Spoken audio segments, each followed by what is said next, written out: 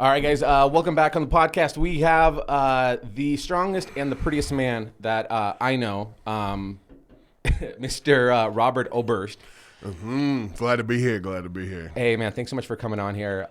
You are the man that climbed the mountain and saw our fearless leader, Mr. Joe Rogan. Mr. Rogan, Joseph. Yeah. He's a cool dude, man. Good guy.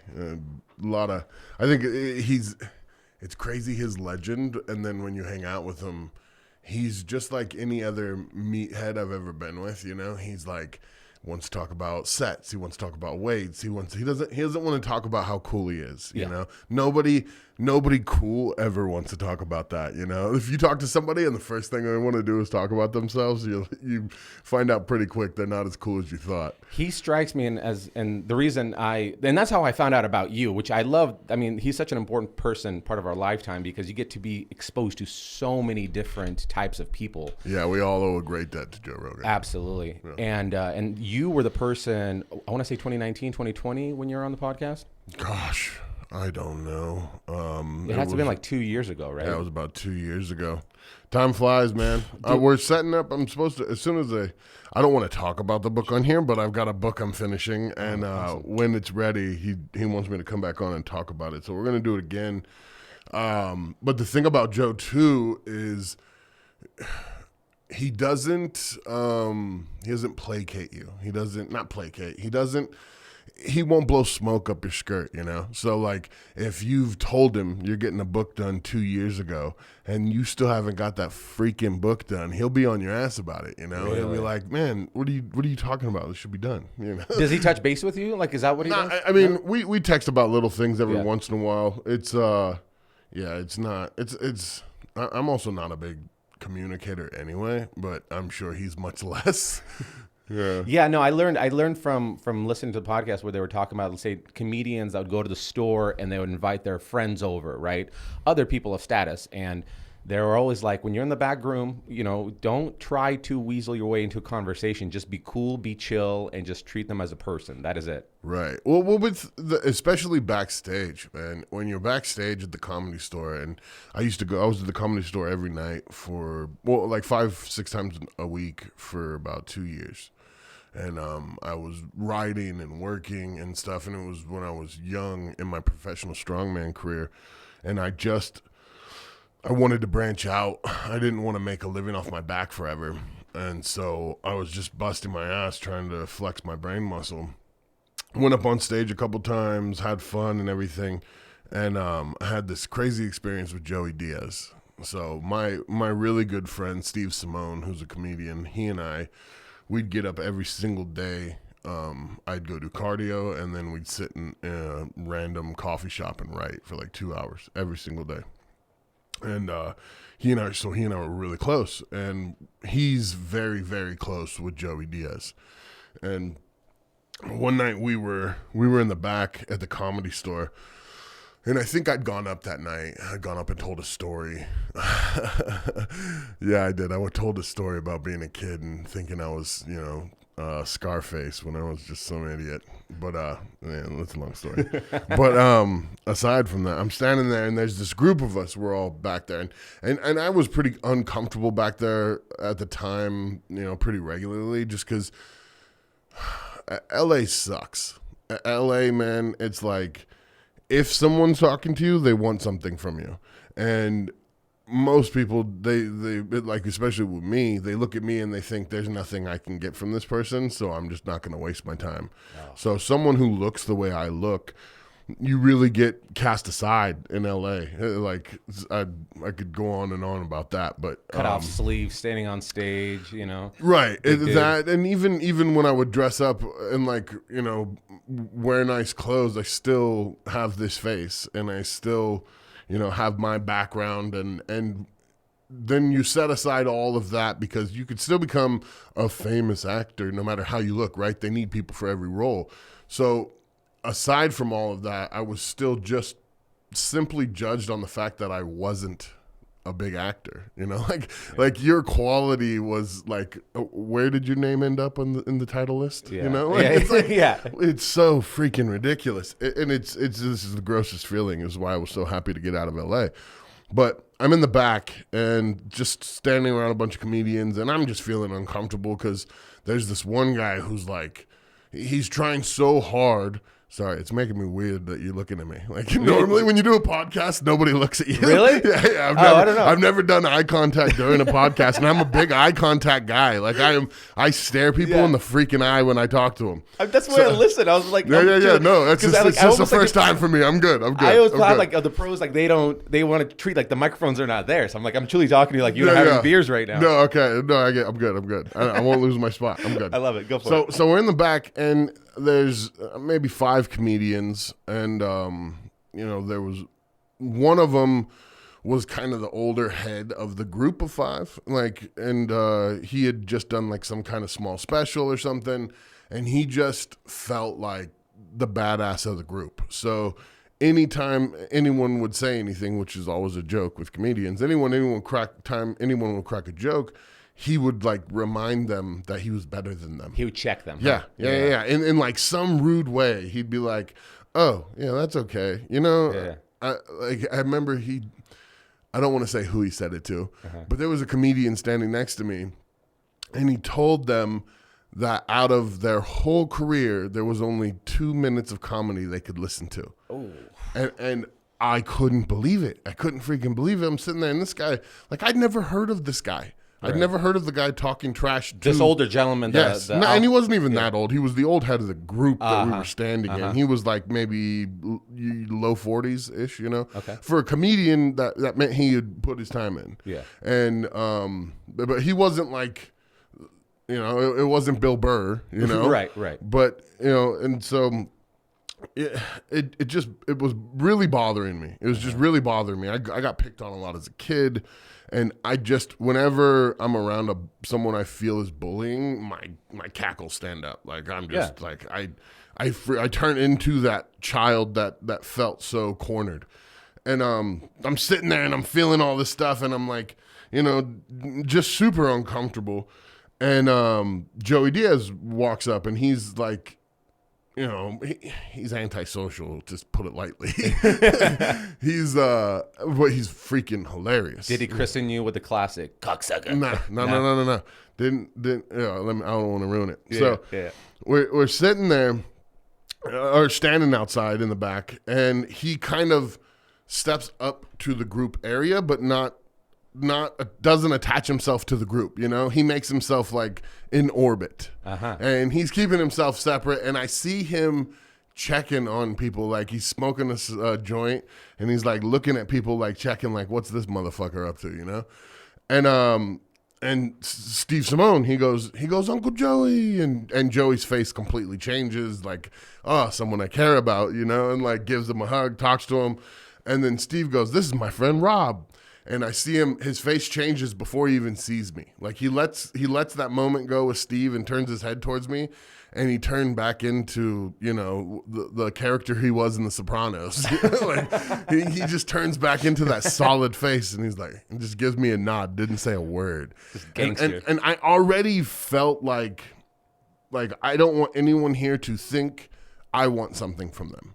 That was my thing. Like, in LA, I was there because I wanted to do something, and I wanted to build off of my platform and run away from breaking my back anymore. But I didn't want it the way other people wanted it. Like, other people were willing to sell their soul for it. Other people were willing to hurt their family and friends for it. You know, me, I had a 2-year-old, and you know, it wasn't worth that to me. And so I was very aware of the vibe, and I was trying very hard to make sure I didn't put that vibe out. And when he looked at me and gave me that nod, I had that just 100% feeling like he knows I feel awkward. He thinks I want something from him, And then that was it. Like, I never spoke to him again. I've spoken to him. Like, we had like a phone call that he was on one time, and like other people would mention my name to him and stuff. And I think Steve said something to him about like, oh yeah, don't worry about Rob, you know. Yeah. He probably has no freaking clue who I am, but yeah, like it was crazy. I listen to Joey a lot. I'm starting to like his new podcast a lot more now. Yeah. Joey's Joint.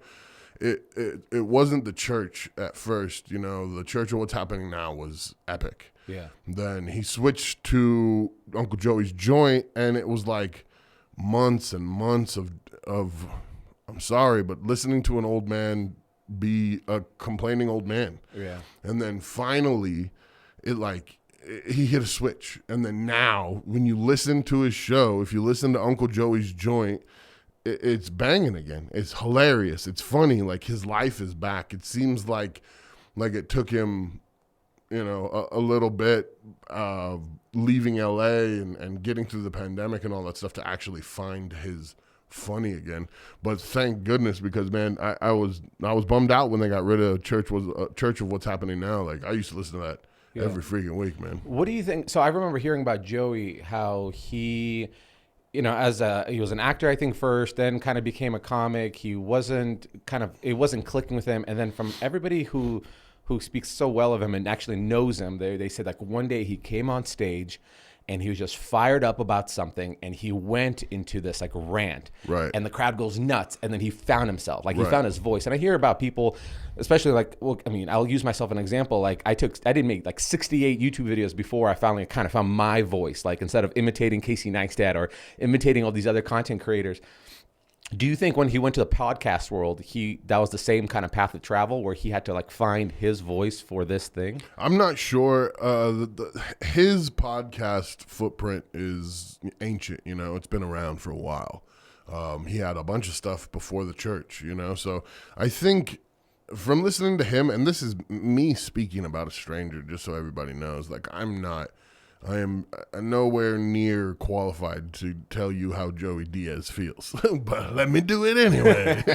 So Joey feels, fuck all of you. From listening to him, what I gathered was just he was depressed. He was not having a good time. He wasn't loving his life, and then he took some time to reassess all that, and it came together. I mean, he's very honest when he talks. And you can hear it in his comedy, you know, where he's at. He's one of those people who, like, I feel like he's a lot like me in the fact that, like, if he's got something he has to say, it has to come out. Like, he won't, if he thinks you're a fucking tool bag or he loves you or anything in between, he's not the kind of person who can sit there and hold that and not feel some kind of way about it. So... But I will say this too, before we get off of Joey Diaz, I've been to a lot of comedy. I've seen a lot of stand-up. I spent a lot of time around comedians.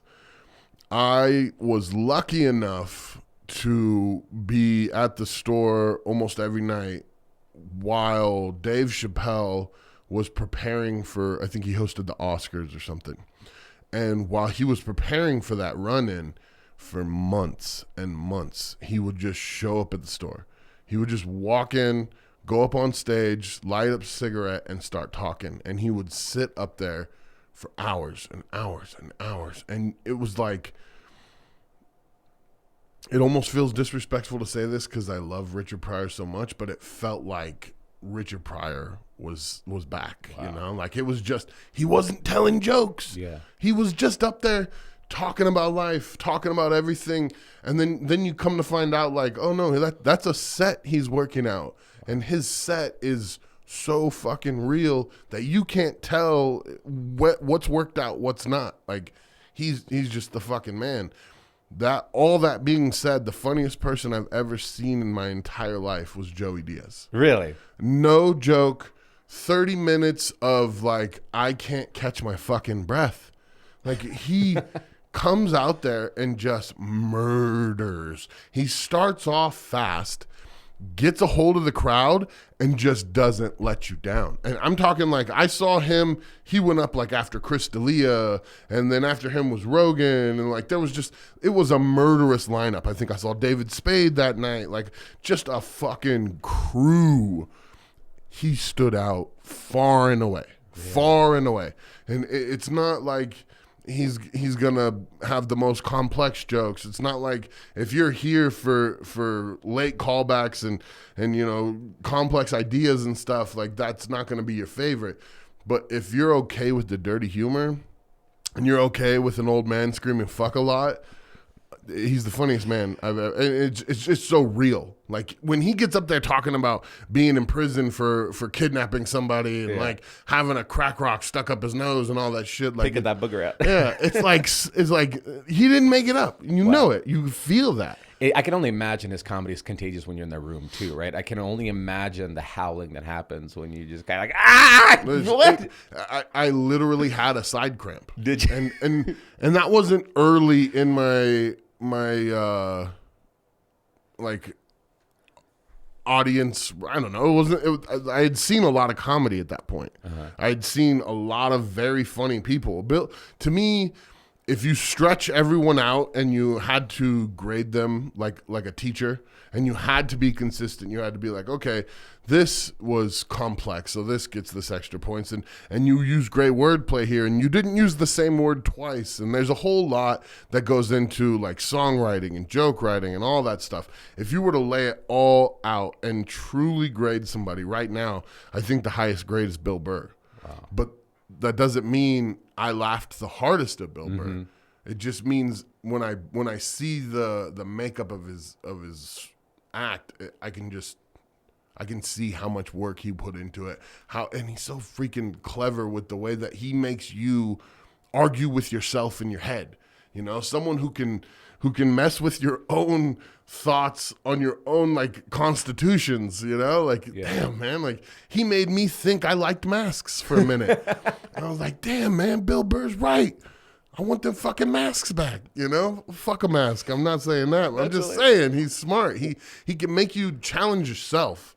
You know, there's lots of different kind of comedy out there. Lots of different kinds of people, you know? They're the most important people in our society because, I mean, they always they push that envelope. And they always, I mean, these professional comedians, they're the ones that explains this to us. It's like, if we don't push the envelope, then we don't know where the line is. Right. If we don't make fun of things that we go, "Ugh," and we're not even talking about politically correct stuff. We're just talking about like as humanity things. Right, making fun of kids, making fun of women, you know. Exactly. I remember like before I had kids, and you're a dad as well. I was like before I had kids, like I didn't care if I heard an abortion joke, right? Or a miscarriage joke. Right. And then when you have kids and you have a miscarriage and all this stuff, you're like, hey man, I don't even want to try to laugh at that. But when you disconnect your thoughts and your ideas and just understand what's happening, it's a very special place. Yeah. It's also good too, like you said, some people have their own personal history attached to why something's funny and why it's not. And forcing yourself to, you know, maybe you will never find it funny. You know, I understand if someone's had an issue where they've lost a baby, you could never find something like that funny. Or there's like rape jokes, you know. I can totally understand why someone would never find that funny if they've got trauma attached to it. But if you can get to the point where you're like, I understand that it needs to be said. I understand why it should be allowed to be said. Then I think, you know, you're levitating at that point. I want to do a little jump back and forth because I didn't know you did, or maybe you're still doing stand-up comedy. Or no, I wasn't doing stand-up comedy then. No? I went up on stage and told stories. Oh, you just told stories. And I didn't know what I wanted to come of it. I knew I wanted to practice speaking in front of people. I knew that I wanted to get comfortable with, like, you know, the one drunk guy in the audience making me feel weird and all that stuff. And that actually did happen. And I got to the point, and no, I started, luckily. Like, God spoiled me. God gave me chance after chance after chance. He gave me size. He gave me more brains than most people my size. I'm not trying to brag. I'm not saying it's a lot of brains. I'm just saying it's more brains than most people my size. And, you know, when I started, the very first time I walked up on stage, started talking, started telling a story. There was some drunk guy in the audience in front of me. I was surrounded. We were in the belly room in the Comedy Store, and if you've ever been in the belly room, there's this upper section around the outside. It's kind of like a bowl, and it was filled with comedians because it was a storyteller night, and the guy invited me on stage, so I just went up there, and there was a couple people in like the main front crowd, but most of it was just comedians up in the rafters. And you could tell when they thought you were funny and when they didn't, you know, like a comedian's good at letting you know, like, that was hacky, or haha, that was really good. Mm-hmm. And yeah, immediately I just started telling the story. I didn't know what I was going to say when I went up there, and I just went up there. I've got so many stories. But the thing is like, you don't want to get halfway through a story and realize, oh, I can't tell that, you know? Like, you know, my story, I don't know what demographic listens to your podcast, but 16 to 18. That's our fresh new grads. Really? No. I was going to say. It's all over the place. Yeah. Well, I don't know who's going to get turned off by this, but I told a story from when I was a kid, and I was homeless at 16, and so that set me on this wild path where by the time I was like 19, I'd been kicked out of college, and I was selling coke, and it was I was so stupid. I was selling what probably was 98% baby powder. Ooh. You know, and just getting ripped off by old gangsters, and so there was a lot of funny craziness that happened with that. But the story I ended up telling was I went back. I used to work security, and I ended up, you know, like hopping the fence of this government facility and like sneaking around trying to snag laptops and stuff in the middle of the night, like a 400-pound cokehead. Like it's weird shit. It's like truly Chris Farley style ridiculousness, and there's a bunch of stuff that happened and stuff, and of course it's all alleged and fake. It never really happened, but allegedly, yeah. But I also don't know the statute of limitations for like. Well, you were 16 at that time, right? I think I was 19. 19 at that time. Yeah, I'm 37 now. You're fine. But that was a government facility. Yeah, but as somebody who watched The Lincoln Lawyer, I think you're fine. As someone who watched The Lincoln Lawyer, yeah.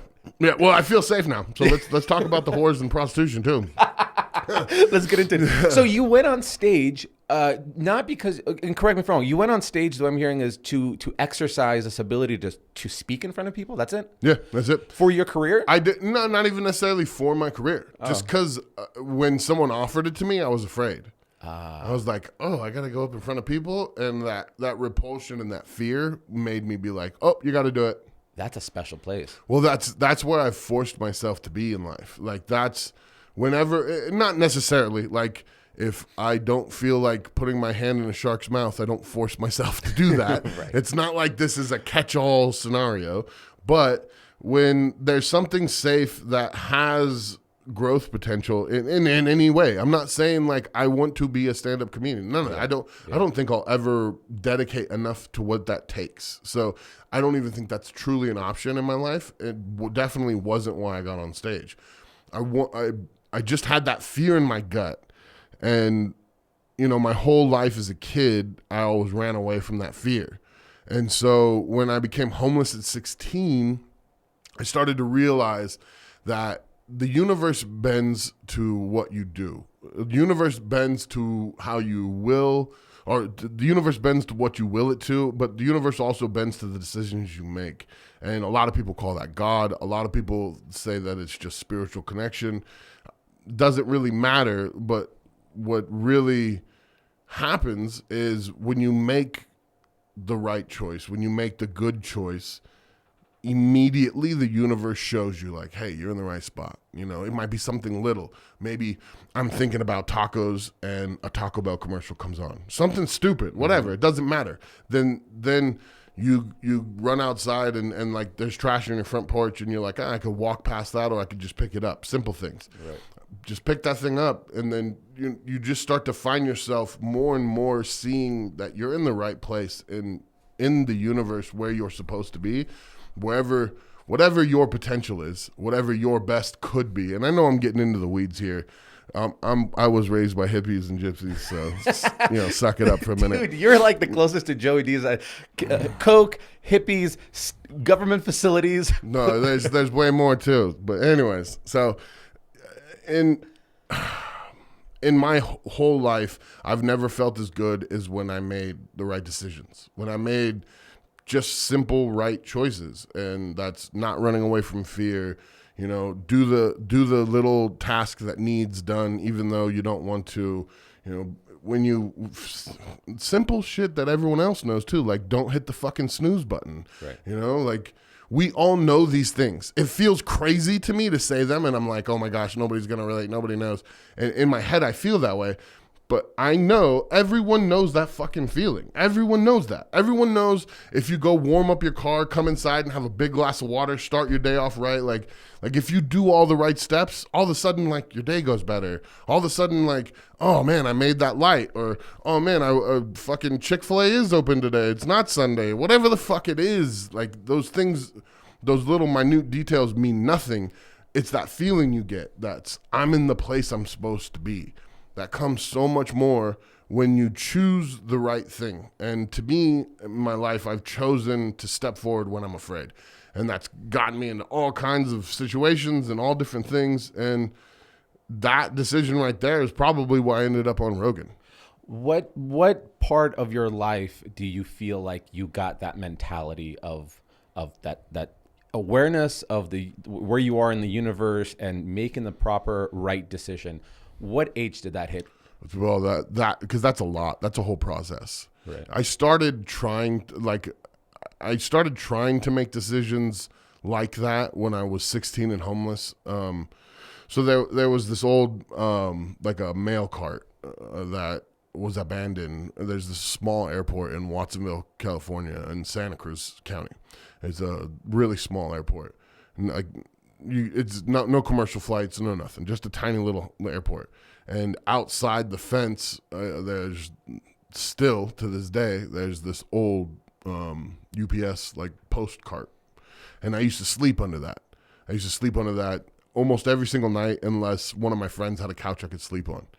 And so laying under that in a pretty ghetto part of town as a kid, I just had a lot of time to think, and those thoughts are so much more poignant. They're so sharp, like I'm sure anyone can look back in their life, and maybe you weren't sleeping under a mail cart and fighting off, homeless people, but wherever you were when you were at a low point and you thought to yourself, how did I get here? How do I get out of this? Is this my life? Whenever you've had those, whatever you came up with in your mind, it was sharp. And maybe it was the wrong thing. Maybe it was, hey, we should start smoking crack. That'll fix it, right? But that idea was like a lifeline. It's not, you cling to those things to keep you sane. When you're sleeping under a mail cart, going to school 7 days or 5 days a week in the same clothes, having to pretend to the other kids that things are going all right. Your coach doesn't know. The only people in my life at that point were coaches and football players. None of them knew what was going on with me. None of them had any clue until 2 days after the last SATs were given senior year, when they were like, hey, you didn't take SATs? So you're a second team All-American, first team All-State football player out of California who's not going to college because you didn't know you had to take SATs? That's when it all fell down. But, those moments, you really have an opportunity to ingrain something in you that will last forever. I know so many people who, they learned, I got to check people really hard. I got to make sure the people coming into my life are worth it. I got people that, they've learned so many different little things in those moments, and it's like you can't get rid of them. My thing was do the thing you're scared of. Just do it. So you're 16, you're sleeping underneath this thing, you're going to school the same clothes. You're aware where you are, like at that particular moment, right? I don't know if to some people that might be like the lowest, to other people no lower than that is addiction to something, right? And right. Selling everything else. What what was going through your mind at that point? You're like, you know what? Tomorrow's a new day. I'm just gonna do the right thing. How do you get? I out was of a that? kid, man. Right. It's not gonna be the answer you would hope for. I was a kid, and I knew I was gonna be a professional football player. Okay. Like, that's all anybody ever told me. You know, that's the only reason I went to high school. I wasn't even gonna go to school. I come from a family that didn't care if you went to school or not, and so. Why would I go to school? Like, my parents don't care if I go to school. You know, I'll mess around at home, you know. But I joined the high school. I went to high school, which is like a legal requirement, just so you guys know. I went to high school because I wanted to be a football player. And, like, it just took off immediately. I had this box in my room. I remember the day I left, they were kicking me out. My whole family had been gone. I was living in the house myself for about 2 weeks. And the guy that came to kick me out, I remember the last thing I was doing was I was going to this giant wooden military box that my dad had from his days in the Navy that he gave me. And it was full of letters. It was like LSU, Stanford, you know, every school you've ever heard of. And I had verbally committed to Nebraska. And at the time, Nebraska was the place to be if you were an offensive lineman. You know, they had an amazing offensive line coach. It was like 3 out of 5 starters got put in the NFL every single rotation of graduation, you know what I mean? And so it was the best place I could have gone, and I was very happy to go there. Or very happy to have been accepted there, and then lost all that. Like, that was all taken away. But when it was taken away, like, I still had all these people, like, trying to give me stuff and trying to tell me, like, you know, oh, you're going to be this, you're going to be that. And, like, when you go to school and you've been a dork your whole life, you know, like, I bounced around from school to school, and then finally end up where I'm going to go to high school, and I'm in Watsonville, and I'm going to school in Aptos, which is like the wealthiest area. Aptos is the richest, most wealthy area in Santa Cruz. Watsonville is where all the field workers and people live because it's a big agricultural area. All the field workers live in this one little section, and me. And so I didn't fit in. I don't know where I was going with this ramble, but I didn't fit in. I didn't have any kind of, like, social status. I had 2 friends, and I was picked on a lot. I'm not trying to get into this boo-hoo me thing, but I had a lot to develop before I became who I was at 16. And then at 16, I was still so far back. I felt like all these other kids had, you know, they'd learned about money, they'd learned about college, they'd learned about all these different things that I'd never had any of that. You know, I'd never once had somebody explain to me that, you know, SATs are how you get into college. And if you have a 2.5 GPA and you have an 800 score on your SATs, you're technically eligible for any Division I school. Then you have to just sign this piece of paper called a clearinghouse and make sure you don't have any drugs in your system at the time, which for me, I would have had to been careful. Yeah, it's like, who navigates you through that? Unless you grew up wealthy and networking, then you have other people to network to kind of go, hey, by the way, I have these questions for you. That's such a, you know, I've just finished this book, Malcolm Gladwell's Outliers, right? And he's breaking down all these case studies of, like, somebody who grew up in a rich family and here's their opportunities, and somebody who was successful but they didn't grow up with those opportunities. What part of their life really made them go flip of a switch? Like, yeah. I'm a Russian immigrant. I'm sure my upbringing helped a lot, but really... You weren't born here? No, I moved to the States in 96. Oh, wow. Yeah, my parents moved Your here. English is amazing. Well, if I have a few beers, it'll be different. Yeah. But I grew up with a lisp, so when you have a lisp, you have to focus on hiding so you enunciate the words. Yes. And so I started asking myself, like, applying to this book, I was like, okay, well, what's my, like, I've been married for 10 years this August, and I told my wife, I was like, the guy that I am today is a completely different guy than you married 10 years ago. Yeah. And that flip of a switch happened probably in the last a solid 6 years. And I know what it was. Like, I finally came down to it. I was like, I've consumed all these goats, like all these greatest of all time people, these hard people. Yeah, but how can goat be plural? It's true. Goats. Goats. Yeah. Yeah, that's true. Right? You can't share that with everyone else. That for should me, only. please. Well, this is why I said I'm an immigrant, and English is my second language. Yeah, this is allowed.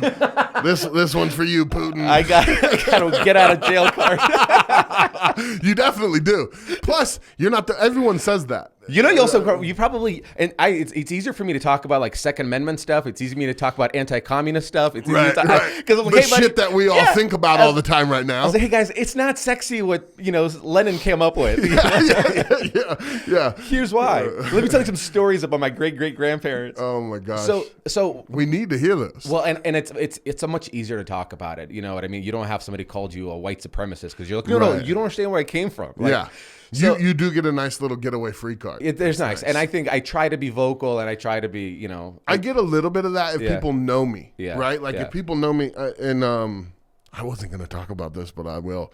I recently had a strongman competitor run around and tell people that I was in the KKK. Really? Yeah. And my immediate thought was, well, fuck, how am I going to feed my family now? Like you wonder what's going to happen. Luckily, like that's an irrational thought for me. I own all my stuff. Like my company that I make clothes with is mine. My TRT company is mine. Like I can't be canceled. Wait, side note, you have a TRT company? Yeah. Hook me up when shit goes downhill. For sure, yeah. No, I'll talk to you about it. I told people, I go, when I turn 40 and my testosterone goes, like, I'm getting on TRT for sure. It's crazy that people don't. It's crazy. It's to me, it's a stubbornness to hold on to an old way.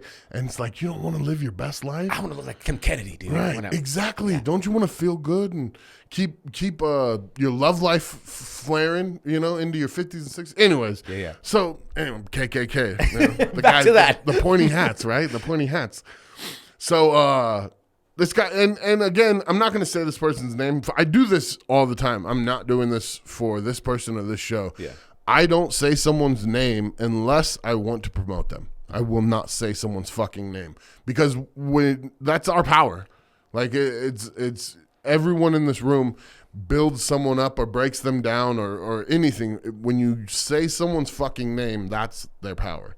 And that's how you live forever too. For the other good side of that coin, there truly is life forever on earth. If you've affected enough people in a positive way, like your life lives forever, So anyways, back onto my hippie shit.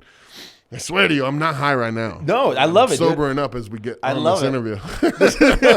So I'm at home. This was literally like not even 2 weeks ago. I'm at home and I get a phone call from a woman who is a prominent owner in amateur strongman. She's like the face of amateur strongman. She's an African American woman.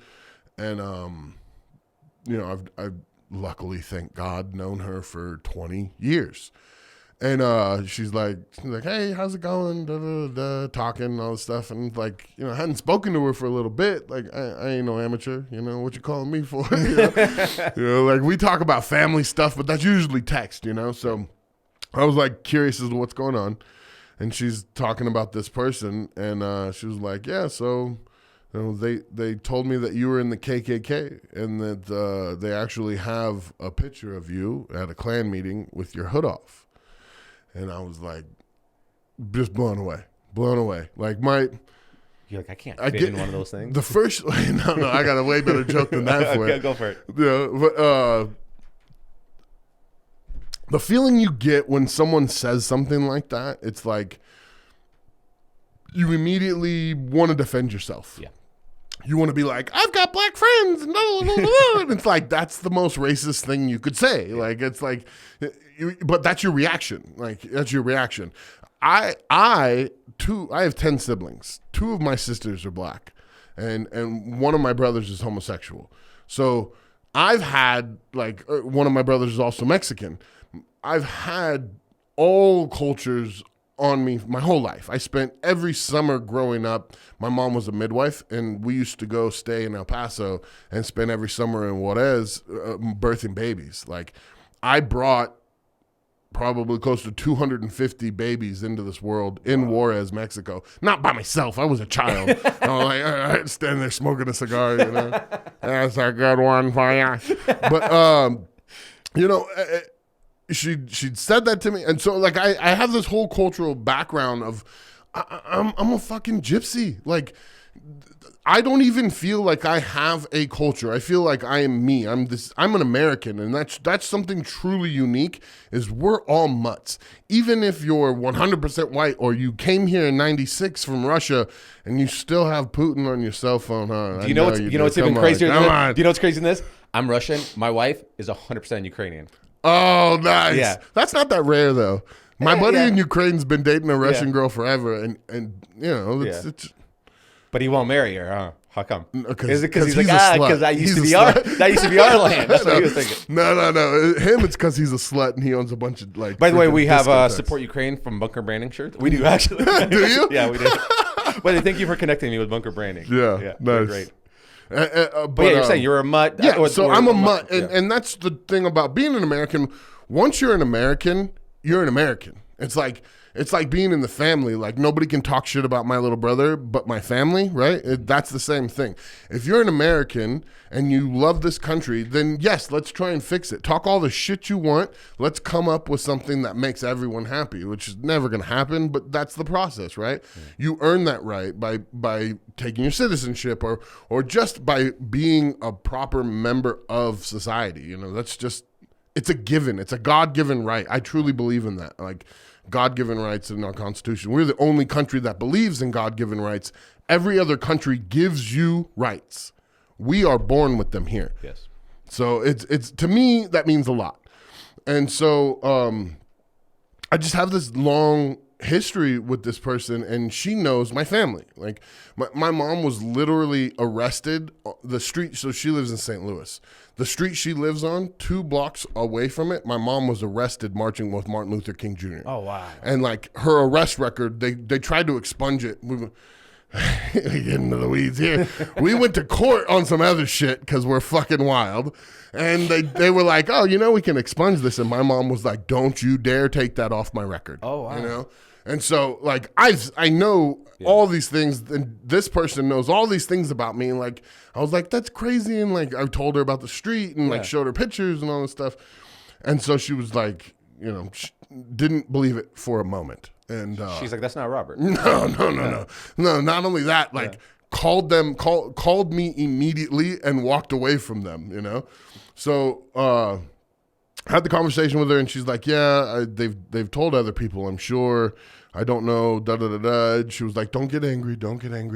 Everybody knows you. Don't get angry, And I was like, okay. I let it go, hung up, and I let her go. I didn't let it go. Yeah. And I'm like just boiling. And man, I'm okay with someone talking bad about me. I'm okay with someone saying like, "Oh, you suck at deadlifts" or whatever. Sure, it's like I'm one of the best in the world, but not the best in the world, so that doesn't hurt my feelings. Yeah. It's like, if you want to hurt my feelings, call me fat or ugly. Don't talk about weightlifting because that's my job. Tell me my legs are skinny. Right. If you want to hurt my feelings. It's like if someone's gonna be like, "You don't know woodworking, you fucking idiot." Comment something that I would actually be like a little bit worried about. Yeah. But when it comes to this stuff, I'm sensitive, and I love our American history. I'm very proud to be an American, and so obviously it goes without saying we're in a time where that kind of stuff could really fuck with you, and not only that, just someone purposefully going out there to mess with your way of life. It gets you going. So did they Photoshop you onto this thing? No. There is no picture. Oh, there's no picture. There is. I mean, I don't think so. I've yet to see it. Well, so anyway, I get done with that phone call. Immediately call my 2 mentors. And now I would not say their names on here, but like I'm not trying to clout chase. I'm not fucking like, oh, I know these people. I have 2 mentors, and I won't even say their names. One of them's Jewish and one of them's black. Mm-hmm. And like, I never thought about the fact that my 2 mentors. That's Ari Shaffir and Dave Chappelle. No. Okay. Those are way bigger. Bill Goldberg and C.T. Fletcher. Oh, wow. Those are my people. Like, C.T. Fletcher got me into the social media game. Like, he's the reason I do everything I do now. He brought me out to L.A., had me sit down to have dinner with his wife, and just talk to me, and he's like, son, you got to do this. You got to do this. You got to do it. And every step of the way has helped me all the way. Goldberg is like my family. Like his son Gage and his wife Wanda mean the world to me, maybe even more than Bill does. And like he's the kind of friend that at 2 a.m. I could call him and be like, I'm having a hard time, and he'll sit up and talk to me. Like my 2 mentors have been so good to me, and I'm so lucky that I have them. Didn't even realize their race or religious beliefs. I didn't think about that until I called them to tell them people are saying I'm in the KKK. Bill just starts laughing. And if once he catches his fucking breath from laughing in my fucking face, like a good friend would, you know, Yeah. once that's all done, he goes, why don't you call him? The person, confront him. And I'm like, how in my 37 years of life, I consider myself a man, and I've been a man for about 6 years since my son was born, you know? And how did I not think of that right away? Like, to me, out of everything I've said, out of everything that's happened, like, coked out fucking thievery, all of that, I'm most embarrassed that I didn't think of that. That I didn't just stop and call this guy. Like, that should be my first reaction, you know? And I didn't like run my mouth to a bunch of other people, but the fact that it hadn't even popped in my head really upset me at myself. And that was a moment where it was like, you better mark that shit down. You need to grow here, you know? And so talk to him. He was like, you got to call him. So before I even called CT, I called this person up. They didn't pick up. Left him a message and was like very plain about it. Not aggressive. Nobody's going to call me back if I'm like, motherfucker, you know, like if I Joey Diaz him. Nobody's calling me. So that's funny. I can't believe we're talking about this. I didn't think I'd ever talk about this anywhere. Oh, I'm humbled. But Thank you. It's just, I don't know. I'm a rambler. I like it. So let me finish this. Yeah. Sorry. Last bit. I'm rambling long. So I call him. He doesn't pick up. I leave the message, and then I call CT. CT doesn't pick up either, but he ends up calling me back pretty quick. I left him a message saying, hey, people are saying I'm in the KKK, Pops. Like, call me. Like, and so he called me back real quick. And he's like, Big OB, what the fuck is going on? You know, like, what is this shit? Like, we got to make a video. And I'm going to release this old video of you and me fucking around and you saying that the girl you dated in high school looked just like me. And all this, because we did this skit and like, I was like, just not mad-libbing, but I was like free-forming, just spitting bullshit. And I started to say like, you know, like just like I'd beat his ass. It was like a whole jokey thing. And then I didn't want to say all that to CT because I love him so much that I just leaned into like this weird tangent where I started going off of how like my girlfriend looked exactly like CT Fletcher and like, I don't know, weird shit. But he's like, I'm going to release the video again just so everybody knows and all this stuff. And he's like, I was like, CT, you know, back to the photo. I was like, man, they're saying they got this photo of me at a Klan meeting with my hood off. And I was like, I call him Pops. I was like, Pops, you know that ain't true. Like, you know that ain't true. I would never take my hood off.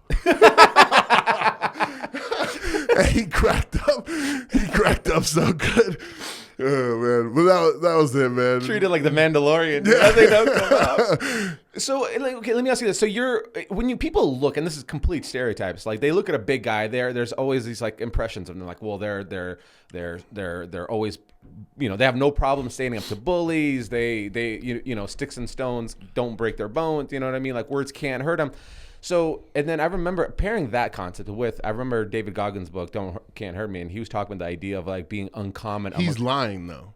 What? If you look at David Goggins, it's like, and maybe I'm speaking out of turn, but when I see David Goggins, I see someone running from something. Really? Yeah, like he doesn't seem comfortable in his face. When I see him, his eyes, his face, and yeah, maybe that's his personality. Like he's just always on that I'm uncomfortable, so I got to move bit. And that makes way more sense than what I'm trying to say. You don't think he's afraid to go back to the old self that he was? No, that's true too. Yeah. Like, but that still is running from something. Like I see guys out there running, Yeah. and they're just running to run. Like Cam Hanes isn't running from something. He's running to run, and you see it on his face and his posture, in his attitude when he's talking to people about why he's running. Cam Hanes is never like defending himself or aggressive or explaining himself. Cam Hanes is just, hey, I made this cool video of me running through the woods, you know, and then you see him picking up a deer on his back, and it's like there's no like explanation. There's no build up to this point. Like it seems like Goggins is like always trying to explain why he is the way he is, and maybe that's just the way motivational speakers talk. I wonder. You know, Yeah. all of this could be conjecture bullshit, but when I see Goggins, I don't see someone I can relate to. I don't see someone that I can take from, because to me, I see him and I feel bad. Like a person in pain, is that what you're kind of thinking? Not necessarily in pain, but like I said, it's just like he's running from something, and maybe he's running from his old self, and that's what carries him, and that's a great motivator for a lot of people. Like I don't want you to think I'm insulting David Goggins, like he's a pussy, he's running away. I've heard a lot of terrible shit about him, but I don't believe anything unless I see it myself. Right. So with him, when I watch his stuff, I don't feel motivated.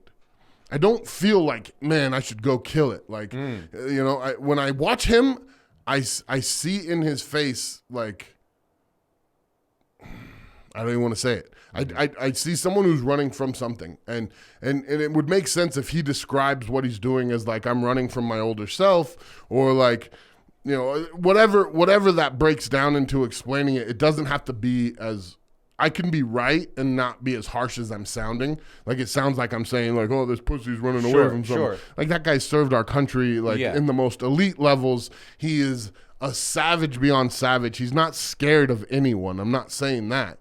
I'm saying what drives him isn't the same kind of motivation that drives me.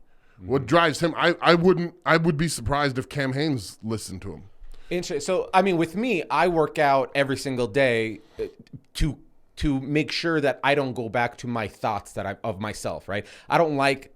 So you're running for something too. I am. I'm running from voices in my head. Yeah. Right? I'm running from those voices where email after email, project after project, I'm scared I'm going to run out of ideas. I'm scared I'm going to run out of content. I'm scared, people are going to find out. That's not running from something. That's running to something.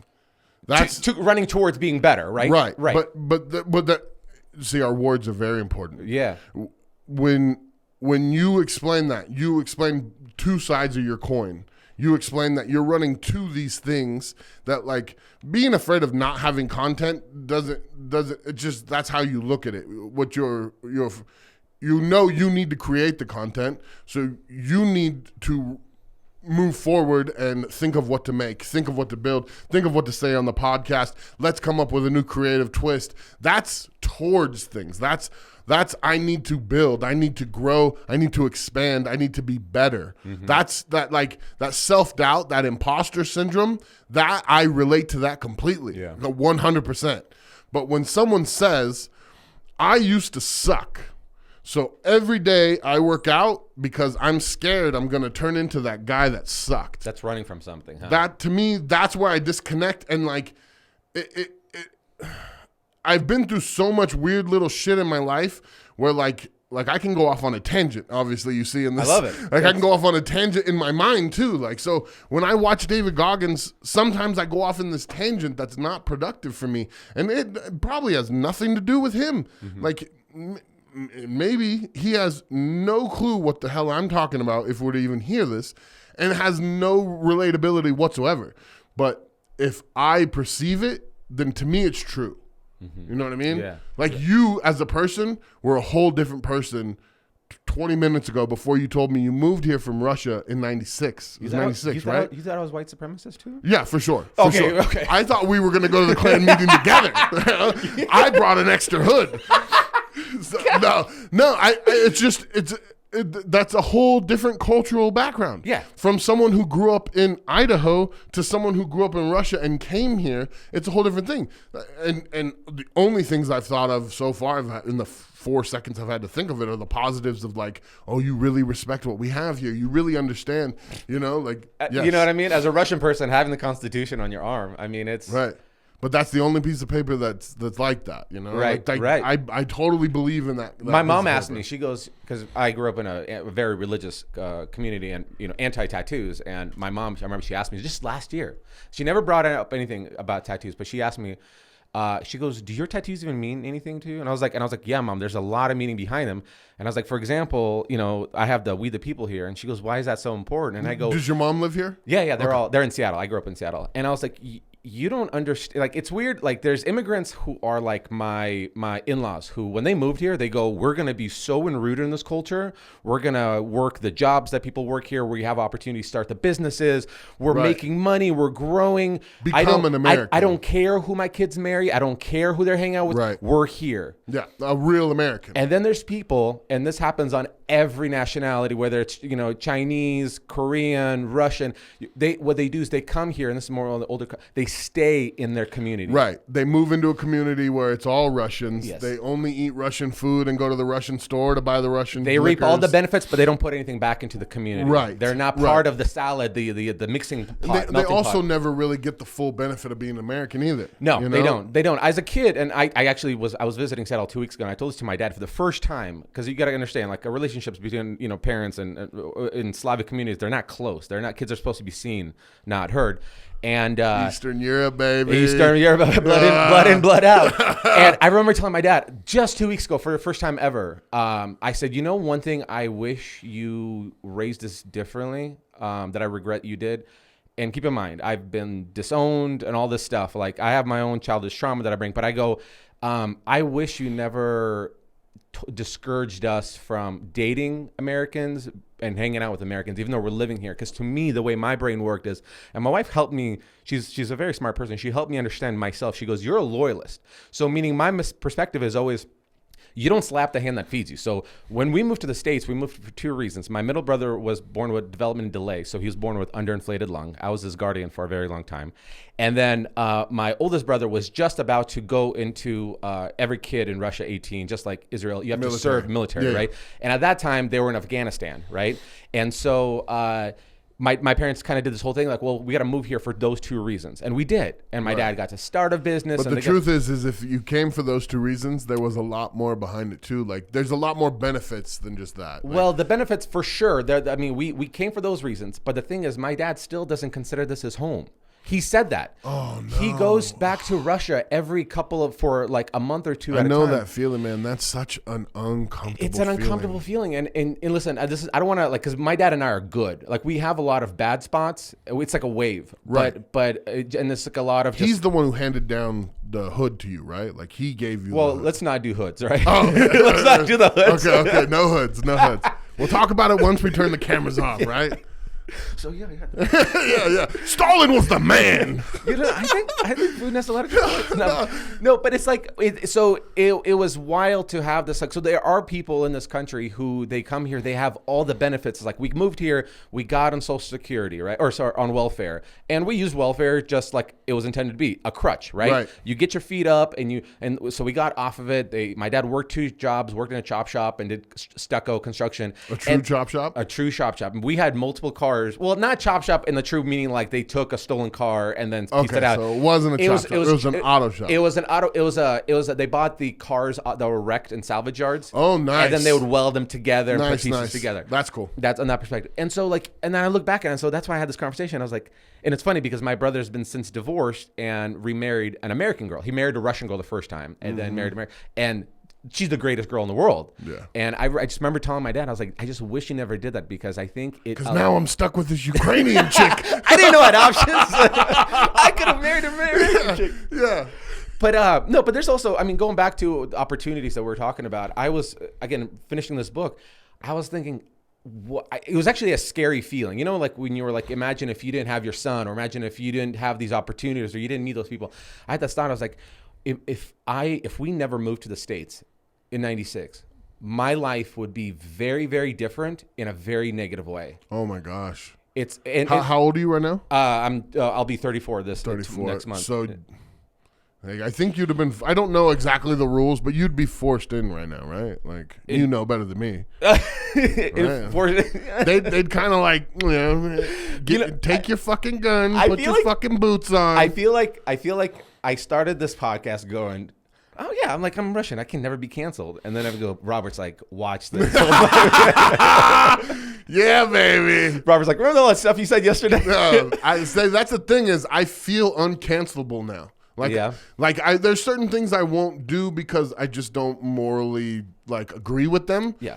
But if I thought of a funny joke that was slightly racist, I would probably say it. Yeah. And that's again too is I have this long history of people being able to see who I am and what I've done. And there's a track record for sure. Yeah, exactly. So it's at this point I almost have a comedian's runway where I can say something silly. I'm also known as the silly guy. Mm-hmm. If Brian Shaw was here and Brian Shaw was making jokes like this, you'd be like, damn, Brian, kick back, bro.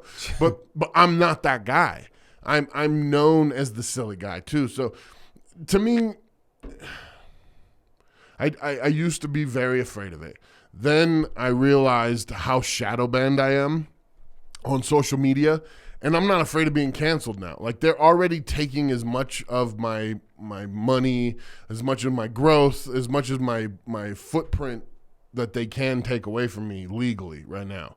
And so what made you realize a shadow banning that was happening? Was there something you said?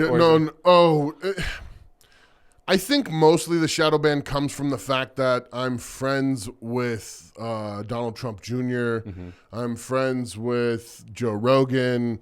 I have all these people, that are on my friends list, and we DM and stuff, and they read all that shit. Yeah. And I think out of everything, there's only two things I posted about in the last 2 years that had any political connotation whatsoever. The first thing I posted about was everyone was posting about Ghislaine Maxwell, right? Mm-hmm. That doesn't count as something that's risky. But I posted about the riots. I saw people that I know cheering on riots. I grew up fucking poor, really poor, in California for the most part, having to deal with fucking riots. I remember several times my entire neighborhood being destroyed, or watching my friend's father bawling his eyes out on the sidewalk because he lost his little fucking market that he saved forever for. And all these different things in my life I've had the ability to see, which makes me a much more sensitive person. I couldn't believe people were out there cheering on fucking riots. And now, yeah, fine. If Target is the only Target, damn it, I fucked myself there. As the turntables have turned, So if fucking Ross and the malls and all those things, if that's the only Target, then I really don't give a fuck, right? Big business. I don't care if you stole some Jordans. I don't care. I think it's stupid. Yeah. I don't care. I really don't. What bothers me is small business has been eaten up over the last 2 years. Eaten up. I've watched so many of my friends lose everything. Watch them. I'll get too crazy. I have friends who have children who couldn't afford to take care of them. I have sisters who cut hair. I have many friends who own gyms. It's been a fucking couple years. And to see people who are already down getting kicked by somebody who's if you're cheering on riots, you're living in a pretty comfy spot, right? You don't have to worry about the riots coming to you. Yeah. And so I posted some stuff about that, and then I posted just a couple things about tax. I consider myself a libertarian. I don't, even though there's not an actual choice for libertarian. We have people running for office under the name libertarian, but they're not libertarian. Joe Bro, Ron Paul and Rand Paul are the most libertarian people in the fucking options list, but they're Republican. So, actually, no, isn't Rand Paul go libertarian? It doesn't matter. Those names don't matter because there's people under the Democrat name who are Republicans. There's people under the Republican name who are Democrats, and they're all on the same side. Like, they're all pushing forward the power of government and killing middle class. Yeah. There's no question about that. And now this podcast doesn't have to be about all this shit. But, you know, I only said a couple things. And I'm very careful about how I put it out there. And I said a couple, like, libertarian things. And then I might have said, yeah, I definitely said something when they were like, when people were complaining about, oh, you're bitching about you can't get a haircut. Mm-hmm. You remember that? That period? Yeah. Well, two of my sisters each of them have, one has 4 kids, one of them has 7 kids. And they cut hair for a fucking living. Yeah, that's done. Yeah. Nobody was feeding them kids. Nobody was paying their bills. We're lucky enough that I could take care of my entire family for the time that we were stuck. Wow. But if it wasn't for that, I would have been out there doing nasty shit to take care of my family. Yeah. And there wasn't nothing nobody could have ever been able to do to stop me. Yeah. There's something, when somebody's trying to turn their life around, whether it's from bad choices that they made and they're trying to make good choices, or maybe the setup that they were given, right? Like the whole thing is like, we don't all start from the same starting point. And then they finally get their head above water, right? They're finally got enough to give themselves a salary. Then they get a flat tire and they need a new radiator. And that's it. And then they're just so back. And so you see that with small businesses. Absolutely, man. Like they're not balling at the guy that has a little, antique shop. He's not driving a Rolls Royce. No, he's making maybe $40,000 a year. On the day of lockdown, I went to the gym in Berserker Strength off Chinden. Mm-hmm. There's a popcorn shop 2 stores down. There's like a print shop and then a popcorn shop and then there's like a tobacco shop. The popcorn shop is run by this little old lady. All she does is sell fucking popcorn. Oh, I walked over there the day of the lockdown, and she was just bawling her eyes out, just bawling, shaking, saying how she wants to be there. She can't afford it if she's not there, but she thinks the police are going to come and arrest her. Oh, jeez. And I told her, I was like, I will be here all day. Jeez. Anything happens, you come get me at the gym, 2 doors down, and I promise you will not be the one going to jail. Yeah. And I told her, like, I promise you it will not be you. And to think we did all of that. No, we don't. I don't want to get into it. Yeah, I was very disappointed. Very disappointed as someone who loves this country. But skipping ahead, I didn't do what I felt like I could have and should have done in that situation. I kind of feel like I dampered myself down, and I'm a little disappointed in myself because the truth is I would have just seen less and less people and done less and less things.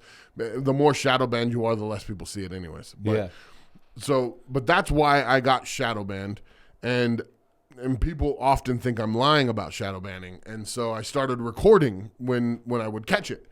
And so, like a decrease in impressions, right? And all that oh stuff? My gosh, the decrease in impressions. I have 702,000 followers right now on Instagram, and my post will catch maybe 5,000 ish. But aside from that, you can have someone.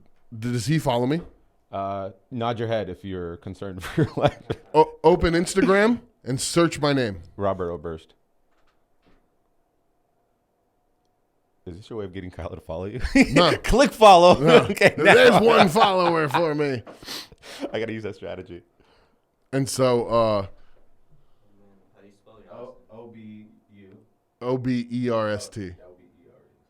But it hasn't popped up, right? Not popping up. Not at all. There'll be a fake account. There'll be other things, but not me. That's a fake account right there. Yeah, I know. It says Robert for a fan page. Oh, there's a fan page too. Yeah, exactly. Someone else. There's 2 posts. Right. Oh, shit. So, and not me. Whoa. And then on top of that, I made myself a private profile for a while because I just got sick of all the bullshit. So I would see I have to accept followers. Now, like I have a good day, something's happening, whatever. You get like maybe 2,500 followers or whatever. Like a normal good day, not like an amazing day. Like a Joe Rogan day is more than that, right? Did a lot change for you after Joe Rogan? Everybody always thinks your life changes, but it doesn't really. Like the perception of you changes after Rogan, Oh. but like everything else stays the same. Stay the same. It's weird. That's how so much in life is. It's like, Yeah. you're a man now. Do you feel different? You're like, no. No. Like, I don't feel any different. I have less hair on me. Yeah. So, but on top of the can't find me in the search, Yeah. I had a private page for a while. I think I kept it private for about 6-8 months. And normal good days, 2,500 people. An average day, I think I gained like 900 to 1,200 people. I was at 704,000 followers and did like a post or something and signed on, and I had 900 people on the waiting list for me to accept. And I try to keep all the bots out, but then if there's 900 people, I just hit accept on all that shit. Yeah. But anyways, so accept 900 people, I kick it over 705K. So 705,000 followers on my Instagram. I do something, come back later in the day, another 600 people requested. So I go through and I accept 600. That's 1,500 people. Go to my main page, look at it, 704K. That day, I accepted 2 more groups of people. I think it was another 600 and another 400. The end of the day, I was at 704K. Today, I'm at 701. It goes back and forth right now. So what do you think is happening? They're cutting people off my followers. So the people that you're accepting, these are truly people who. Now I'm back down to 701. What? Oh my! That's unreal. And today I've gone down to 7, back up to 703, back down to 7, back up to 702 to 701. Do you think what not they? I don't know. When we can get into that too. But His name is Mark Zuckerberg. Mark Zuckerberg. Yeah, say his name. It's say his fucking name. Voldemort. Say Voldemort. He is. Bitch ass fucking with me. Like, I lift weights, man. I don't have shit to say. I'm not a fucking government official. What the fuck do you have someone on my shit for? This is how I feed my fucking family. Like, I should be able to sue that piece of shit. That piece of shit fucks with my family's living. And like, not on all of that aside, like, I just want the truth out there. If Mark comes out and he's like, yeah, I do. I censor people I don't like. Deal with it. Then fine. It's on the fucking table. Yeah. It's real. Yeah. Right? I'm going to Rumble. Yeah. Don't do this bullshit where fucking, what's his name? The guy who owns Tesla? Elon. So don't make Elon come and buy you and prove that you're fucking doing this shit. Is Elon still buying Twitter? Or is that, I don't know. I heard the whole you have to prove the fake following thing. Yeah, I don't know if it's worth what they pretended it's worth. So Yeah. he's not going to pay what he's offered to pay. Because they come to find out it's like 40% bots or some shit. Well, yeah, I was blown away that I used to think that the cream rises to the top. That's true with talent, but also. But there's a hand on top of the cream shoving some of it down. But I didn't realize, like, for example, in books, you know how like everybody gets a book out and it's like on the New York Times. I didn't realize you can buy a New York Times. Yeah. Or you got a number one hit. Yeah. You have a number one hit signal song. That doesn't mean shit. You can buy that. You can buy that. I didn't. It's all bullshit. You can, bro. Everything our parents grew up with that made it cool, right? Like the top hits, and the fucking radio, and like all this mass real communication, all that raw fucking energy. That's all manufactured now. That's all owned. All the streaming services are all owned by the record labels. So the artists are getting fucked in new ways now. And all the news agencies that used to tell us what's going on, Watergate, all that shit, they're all owned by worse people than the fucking people that did Watergate. Like it's all manufactured, and we're holding on to the American dream as it was in 1984. Yeah. And I said 84 because I was born that year. Yeah, that's what life changed. the world got better December 20th, 1984. Superman was born. Yeah. So we're holding on to that old dream. The American dream is real, but we have to define it for our demographic, our generation. Like the generation that's me, like our American generation has to redefine what it is to be an American. And I think we need to do it, you know, as a statement of we're okay with this. This is what we want. Not this whole bullshit. Like today, it seems like if anyone's got anything to say, it's a complaint. Right. Like you come from a place where like you have real shit to complain about. You come from a place like your family came here because they wanted to escape forced military and they needed true medical help with your little brother. Like you came here for real reasons. You were also in Eastern fucking Europe, where it's like there's a whole lot of rules on what you feel on the inside, whether you're allowed to express it or not. Or there's a lot of issues with food and this and that and all this. There's a whole lot of shit going on there that's real that we don't have here. And because of that, I'm sure you complain less. I don't even know you on like a level that I could say that. Like, I can't just say, hey, you never complain. Yeah. But I could guess from your background that you're not a complainer. Like, I think complaining is a fucking weakness that we all have just accepted. Like, that's a way of communicating. Like, even good things are said in a bad way. Yeah. Listen, no one cares. Work harder. Exactly. No one cares. Work harder. I don't come from my dad working 2 jobs, my mom working 2 jobs. You know, even though the place you're born in, you just understand that the government's corrupt, the police are corrupt, everything's corrupt. Nod your head. There's also like a fatalist, like, we can't do anything about it. We can't do from my Eastern European travels. Right, but there's also, like, even when you read the books or you hear the stories and you go, how did you ever? But you go, no, but you don't understand. Like, that's why I don't have this like doomsday mentality here where it's like, what's next? What is the government? I'm like, you could stay in your own lane. You know what I mean? We're not saying go follow the rules, but what we're saying is like you can get yourself out of trouble by not trying to escalate trouble. Right. And you don't go looking for it. Don't go looking for it. I unfollowed so many people on Twitter, so many people. Even people I agree with. Yeah. Just because that's toxic, bro. It's unnecessary. There's unnecessary. And I tell you what, if it does happen again, say monkeypox comes and they lock us all down. Well, guess fucking what? I ain't abiding. And it's funny how where you live, how much it matters, because you've been traveling. Huge. You're in Texas, Oregon, and Idaho, right? Texas, Oregon, Idaho, Florida. Florida, okay. Well, I don't know about Oregon, but those 3, bro, different part of Oregon, right? Bro, no, yeah, but Oregon's wild, bro. Oregon's, like, and like I go through all of Oregon. Like, I fly out of Portland a lot. Oh yeah. When I drive into Oregon, I spend time in several different spots. Anyone, like, I don't know what portion of your listeners aren't from America, but like, America is so unique in the fact that we've got so many different cultures in this little melting pot, and it's like 2 hours away from a farmer who's just like ride or die, freedom or fucking death is Portland. Yeah. And it's like, and that's just normal for us. That's just what we are. We almost have to have in America, and I'm not saying we should do this, but it's almost like how different it is, like East Coast, West Coast, and the center. Right. We almost need like providences, like in Russia. You know how like the whole. But that's, dude, the thing that comes from that though is more control. Oh, that's true. Everything. Yeah. The more litigation we have, the more control they have. But that's the other thing is like what else is there, right? Like if California and New York feel the way they do about their living, but Texas, Idaho, and Florida feel the way they feel, how do all of those states get their God-given right to choose? They would have to be completely different places for sure. Exactly. They have to be completely different. I mean, but that's a libertarian or like an old school American's dream, right? Let's secede. Texas loves that. Texas loves that shit. And I fully agree. Like, I think there's so much political background that you have to be aware of with it, you know? But I think the less federal power, the better. The more state power, the better.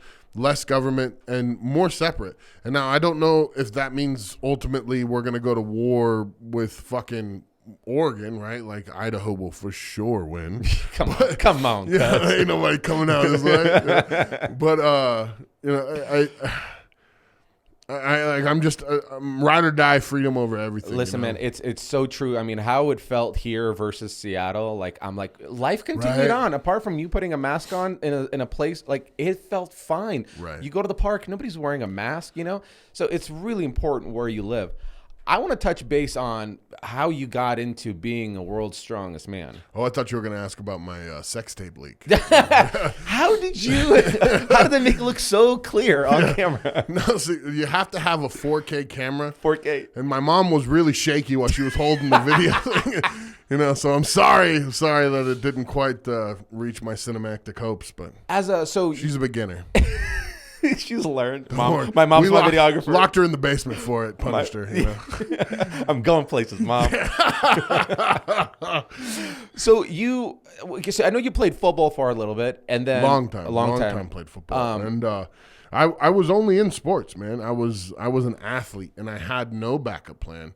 I was the quintessential poor kid who was gonna make it out the hood, you know, and grew up. That was my life. That was my whole life, and so, you know, when football was done with me, it was abrupt. Yeah. And I was just like, you know, I had no idea what I was gonna do. I didn't have a backup plan, and I just started bouncing at this club in Santa Cruz called the Catalyst, and it's like the coolest place I've ever worked, man. I got to hang out with Willie Nelson and B.B. King, and you know, like all these legends came through there. Mickey Avalon, I had to carry his drunk ass out to his bus, and you know, like what year is this? Cool shit. Oh, I worked there for a long time. I worked there from graduated high school 03, went to college 2 years, then I got kicked out. Worked 2 years. I used to stack backerboard for a living. And so, but you know what backerboard is. Yeah. Cement board. Look who I'm talking to. Cement board. So for Hardy Backer, Yeah. I used to stand in a warehouse breathing in soot and dust all day, stacking backerboard, picking it up, shaking it to make sure it didn't crack, stack it all day for 12 hours, stack. And then a buddy of mine hit me up and was like, hey, man, you know, the coach here at I'm not going to say the school because the school's a fucking joke, and the bullshit coach has been lying to kids for years. I found out that the head coach that has been lying to kids about scholarships for years and then just screwing them, just the same way he did me. Yeah. You know, life's crazy. Trying to get through this story. So my friend hits me up and he's like, you know, my coach here says you got eligibility. Boom, boom. Saved my fucking life. Ooh. Pulled me out of Hardy Backer, stacking backerboard 12 hours a day outside Reno, cement smoking boards. Cigarettes all day, breathing in dusty cement. Drove myself out to Oregon to finish school, and had a twin bed strapped to the roof, and it just fucking cruised up, man. And at the end of that, I met my future wife, and I just kind of found a love for athletics again.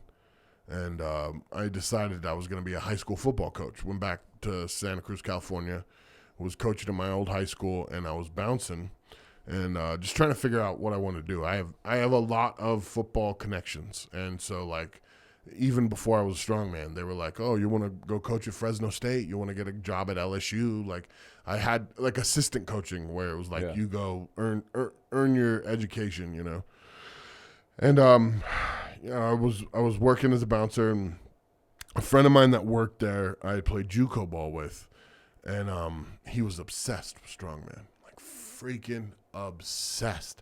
I remember we went to a strip club one time, and he got a lap dance, and when they came walking out, the girl just goes, so what's a truck pull? And I couldn't believe it. He was talking to her about it. It didn't even have her take her clothes off, just talk to her about stripping or about strongman. So he was just like he'd known me for a long time, and he was just like, man, just come try it. So finally he convinced me. I went out to the gym, Scotts Valley, went out there and did log press first day. And on my first time learning how to log press, I broke the amateur national record. And were you a big guy still back then? Bro, I graduated high school 375 pounds. Like a lot of these guys you see in my sport. 6'2", 6'3"? 6'7" and a half. 6'7" and a half. And I don't know why I said 6'2", 6'3", because you made me look like a child when you walked in. And it's also, I'm big, so I'm also a different kind of big. Like a natural kind of big looks different, right? So like you see all these guys in my sport, and you look at their high school photos, and they're like bean poles, right? They all got into lifting because they were skinny. I got into lifting because I was fat, and I was like just so big. And to me, if I eat the way other strongmen eat, I'll be 500 pounds in a month, 2 months, like that. So I'm a very different body complex, a very different, like, just person. And so You have to restrict yourself. Very much so. Damn. Very much so. I think that I know of. I'm the only strongman who eats clean. And I'm right now. I've been medically cleared for 3 weeks just to catch everybody up. I've been medically cleared for 3 weeks to compete after a shoulder tear. I'm now I don't feel my best. I don't look my best, but I've been tightening up, getting better and better. I'll be competing at World's Strongest Man 2023. And healthy and feeling good. It'll be my last show. But yeah, that being said, I'll be around other strongmen who are eating pizzas, pasta, they get to eat all this crap. And man, I mean, eggs and rice for breakfast, protein shakes and peanut butter and fucking chicken and bison and rice. Are they doing that because it's I know those guys that are bodybuilders, they're always metabolizing so quick, but they're doing high reps and all that stuff, if I'm correct. But yeah, then but see, that's the thing about strongman is you have to be able to do high reps too. Oh. Strongman's not like powerlifting. Strongman, you have to be an athlete. Powerlifting, you can just be a fat piece of shit and stand still, squat, bench, deadlift, Yeah. and run out of breath while you walk to the car. Strongman, you have to pick up 1,000 pounds and sprint with it. Then you got to pick up a 300-pound keg and put it on your diaphragm and run with it. I remember you were sharing that 2 years ago when I was listening to you on the podcast. You were saying how you guys would put sandbags on your diaphragm to work They're out. called fat girl presses. Everybody loves or hates that. I didn't name them that, just so everybody knows. Yeah, that's just what they're called. I was busy at meetings. I'm assuming, I was at rallies. I never take my fucking hood off. So angry that somebody said I did. Yeah. I don't care that he says I'm in the KKK, but goddamn, you think I'm a fucking rookie? Take my hood off? Respect the rules. Yeah, respect the rules, damn it. No, but they're called fat girl presses, and I think it's the idea of a big girl on top of you, and but they're really, really strengthening diaphragm. And if you don't have a strong diaphragm and good cardio, whoo, boy, you try and pull a truck. Wow. Try and pull a truck. It's like the craziest cardio in the world while someone's squeezing your chest.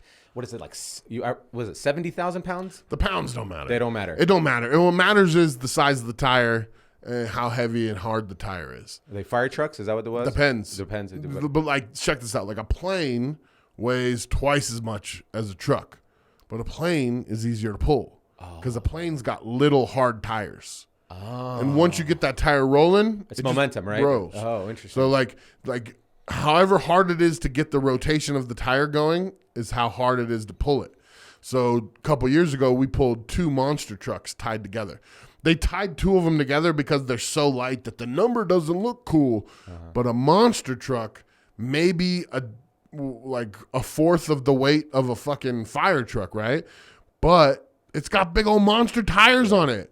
So trying to fight the lip of rubber that you have to start it with is that's why you see somebody driving a big old truck up a hill and they hit the gas and the big $5 worth of fuel pumps out the back. Yeah. That $5 worth of fuel is the truck working to get going. Interesting. And so that's what really matters when you do a pull like that.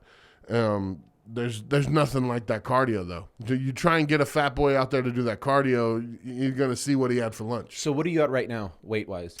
I think I'm 406. 406. Yeah, just about. Is that where you like to be, or is there a number? I don't care about the number. I care about how I feel, and I think I feel my best between 390 and 405 at the heaviest. What's your body? Do you know what your body fat percentage is of that? I don't care. Well, I'm just curious because when you look at a person, you kept saying jokes like fat this, fat that, but you're tight and dense. And so it's that the best thing you can remember is you shake your Middle Eastern man's some Sergey's hand, right? And it's soft, the thick, or thick fingers. You're like, damn, that's you're talking about a worker, worker, yeah. So dense. There's no yes, there'll be a gut, but it's a strong, rock hard, right. So it's what I'm just curious, what a strongman would be on I have no clue. I know there's been a couple guys who've got tested and stuff. I don't even want to guess a number because I'll sound stupid. I never really worried about that. There was a short portion of my career where I thought I was going to have to retire, and I had to get surgery on my bicep and all this stuff. And when I was done with that, I was like, fuck it, I'm just going to get lean. Yeah. You know, like I'm just going to get as lean as I can. I'm already eating the right way. Like, what's this going to take? Just cut a couple carbs out, you know? Yeah. So I got down to, I think I was 375 at my lowest. And I was diced. Yeah. Like veiny abs. Like you couldn't get me to wear a shirt, bro. Like Dang. I'd go to a fucking funeral topless. Yeah. Like, bro, like Dang. I've been chubby my whole life. Like I was picked on for being fat forever. Like my that's time to shine, baby. That's like I finally got this. Like you can't pay me to wear a shirt. So, you know, like I got that, and when I'm done competing, I'll probably try and get similar to that.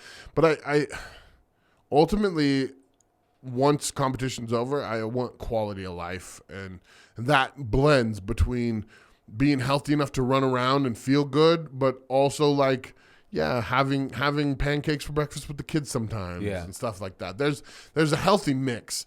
You know, and again, that's why David Goggins sucks. I'm just joking. I don't hate him. I'm just joking. I thought of the joke and I had to share it. Don't take that seriously. David Goggins is the man. That's hilarious. What do you? When I think of things, I have to say them. I was like, oh, that would be funny. You gotta let it drop, man. It doesn't matter. Yeah. What are you eating? What's your day to day? Because you said quality of life. I'm assuming pain is not an issue. Like, do you? Yeah, pain is an issue. Really? A huge issue. All day, every day. All day. I gotta pay Joints. pay the piper, bro. That's the way it is. You know, like I wanted to get myself out of the hole of poverty. I wanted to set my son up for a life that he'll never know what it feels like to be wondering if you're going to have dinner. You know, I don't ever want him to have that cornered animal feeling, and he never will. Yeah. Never. And if the price of that is I have back pain, then that's what it is. When you guys train, because you're not doing just like traditional like power lifters, like you've done these reps for these deadlifts or whatever, but you're pulling trucks. Yeah. When you train, is it workouts that will strengthen muscle groups that you'll be able to accomplish that, or you actually are training with a similar setup?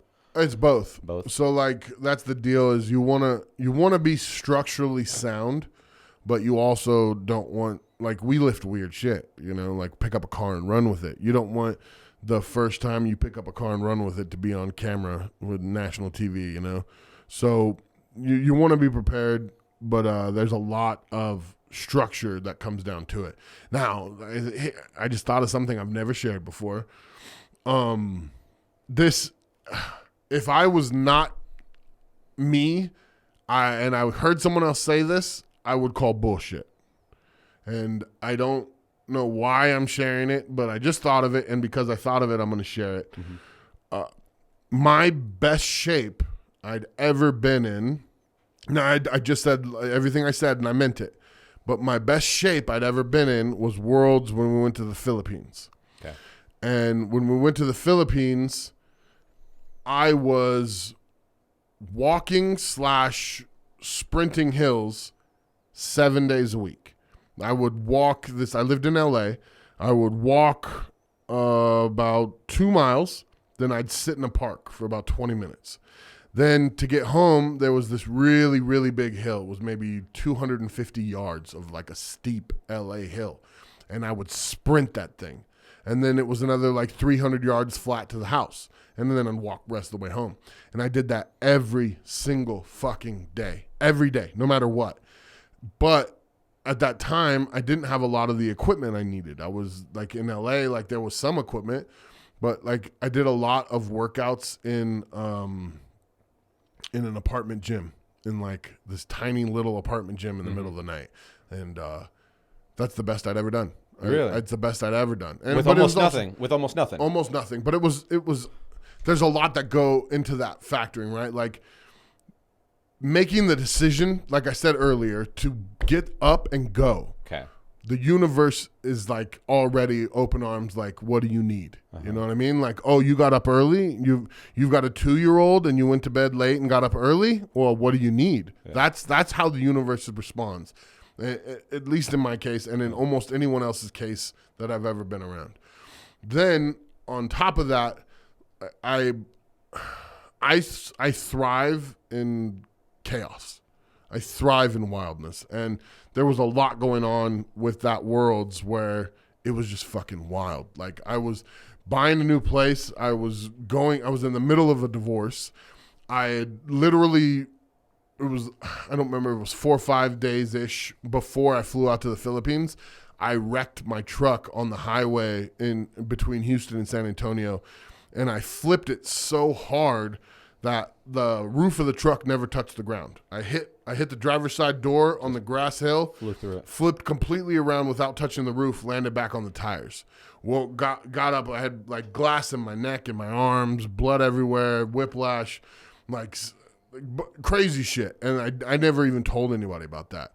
Because I didn't want to seem wild, like when you're at your wildest, you're like secretive about it, like being a drug addict, right? If you're a cokehead, you're not talking about coke to everybody. You don't want them to know. And I was wild as fuck. I was being a wild man. And to me, it just ended up all equaling my best performance ever. Interesting. What made you pump the brakes on being wild? Like, what made you? My son. Oh, your son did. Yeah. See, I for that period of time, he was like, so we divorced before he was 2. So it was just before he was 2. And let me get this aside too.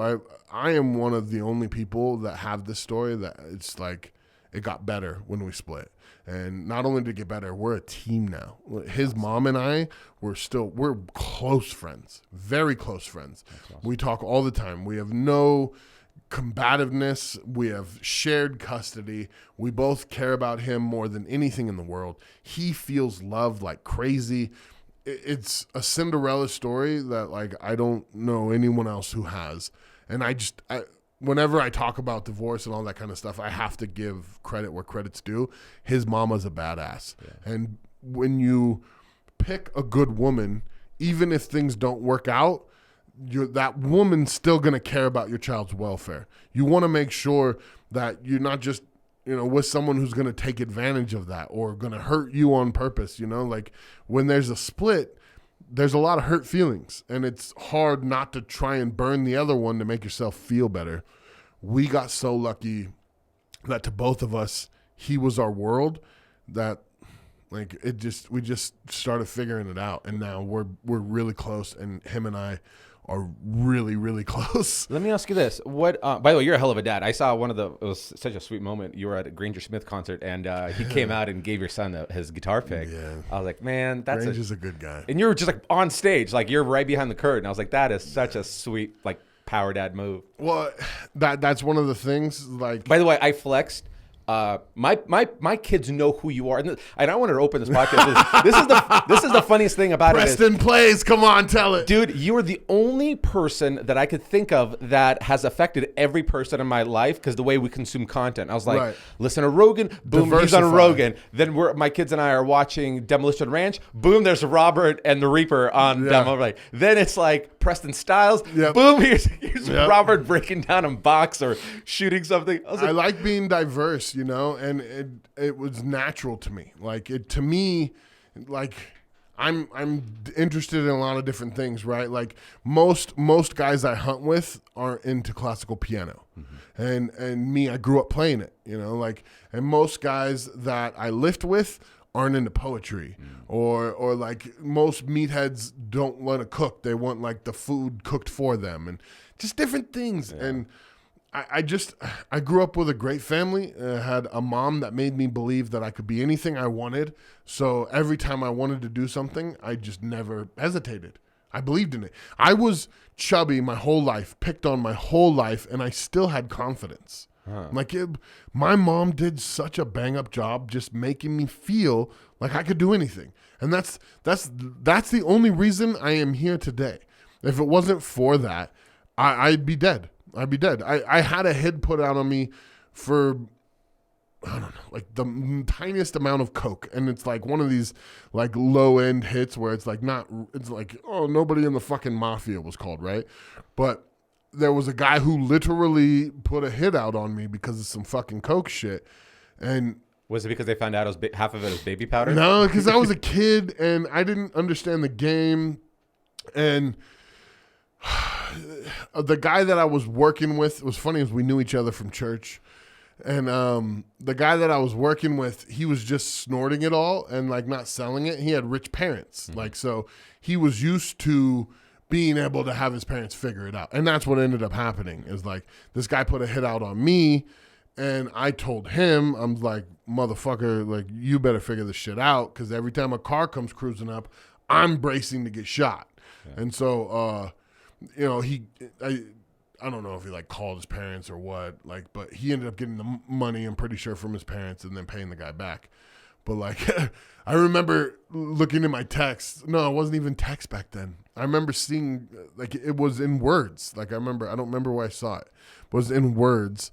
And he said, you know, on site, which means in the hood, like, there's no talking once I see you. Once I see you, one of us is done. Jeez. You know, and I remember seeing that and being like, oh, fuck, like this is for real. But all of that, what I'm trying to say is like being a parent is the most important thing in the world. Yeah. And I wanted my son to have all the stuff I couldn't have, but I also was fortunate enough that my mom wanted me to believe in myself. Like, there's no way I could have dug out of that hole if I didn't have faith. There's no way. My mom gave me that gift, and my mom gave me this life by just that. My dad gave me the gift of hard work. I saw him work 16-hour days for nothing, you know, and he was the one who taught me how to question things and speak up for myself because my dad was a Navy vet, Vietnam, and after you know, coming back, all that stuff, he became disenfranchised and just ended up going AWOL. Really? And, you know, ended up being in biker gangs. No, I didn't say gang. Biker clubs. Club, yeah, friends with bikes. And, yeah, and stuff like that, you know? And so, like, he was the rough side of it. And my mom was the sweet side of it. And I just somehow got lucky enough to absorb both of those qualities and turn into what I am. Like I don't think if we did it a million other times, I don't think I'd end up sitting here at all. One of the parts that I kind of don't understand and elaborate more on that when you said when you and the mother of your child, it became better. And I remember reading a book and this guy was saying how marriage, it was a marriage book, and he was like, marriage gets either bitter or better. And I've always kept that in the back of my mind, right? Mm-hmm. Because if you don't apologize and you let things dwell up or you do this thing, both people are going to constantly... don't speak your mind. Right. It'll constantly grow and resentment will only... So it gets bitter or better. Right. And that's an interesting point that you said that when you guys split up, your friendship became stronger, your communication became... Not at first. Not at first. Of course not. No, not at first. It was like, you know, someone's getting their feelings hurt and someone's having to do the hurt. You know? But it was very fast for, you know, I'm a communicator. Like, I'm sure you can gauge from just this conversation here that I'm a rambler. That's what my podcast is called. It's called Mad Ramblings. And the reason it's that is that's me. Like, if you and I had some kind of issue here, right, and you said some shit that I didn't like, and for whatever reason I didn't get to address it or anything like that, I go home, I'm hanging out, I would call you at 11:30 at night and being like, I have to talk to you. I can't hold on to this. I need to talk to you. And you may like it, may not like it. I don't really I don't need anything from you. I just need to tell you this is what I felt. This is how I feel. You need to offload it, right? Right. And because I'm that way, like about everything, like I am that way to the point that it drives people nuts. But it's also one of my best qualities. Like, you'll never have to worry how I feel about you. Like, you will never have that question because I will fucking say it. And with the relationship ending, you know, a lot of harsh things get said, a lot of things, you know, feelings get hurt. And then there gets to this awkward transition where you're going to decide who you are now. And you've got this little boy, and both of you are in love with this little thing. He's a sweetheart, big blue-eyed, blonde-haired, gorgeous monster, you know? And so you kind of develop your own culture by the few interactions you have once things have settled. And those first few interactions will dictate everything.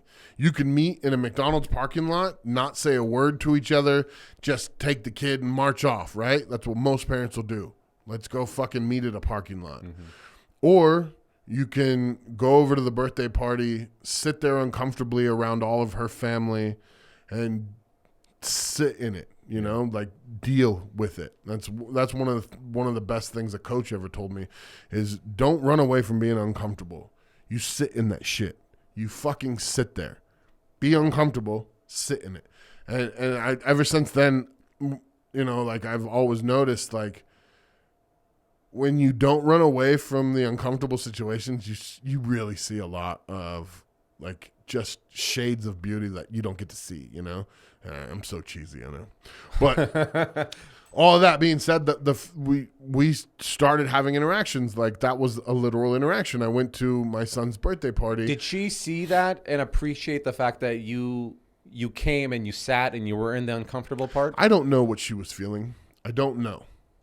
I'm sure, like as a human, she went through an array of stuff, right? Like, like maybe even excited, like, oh, then maybe we'll get back together, and then maybe, oh, fuck that, and then maybe, like, I'm sure she went through a big swing of all of it.